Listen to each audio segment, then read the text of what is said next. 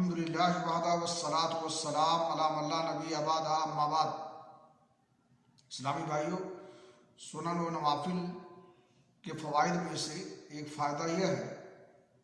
کہ ان پر مداومت کرنے والوں کے لیے اللہ رب العالمین جنت میں ایک گھر بنائے گا۔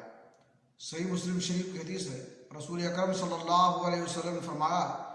ما من امرئ مسلم يصلي لله تعالى كل يوم 12 ركعة تطوعا غير الفريضة إلا بنى الله له بيتا في الجنة أو بني له بيت في الجنة،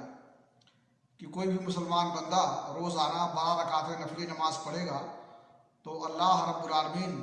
اس کے لیے جنت میں ایک گھر بنائے گا، یا آپ صلی اللہ علیہ وسلم نے یوں فرمایا کہ اس کے لیے جنت میں ایک گھر بنایا جائے گا۔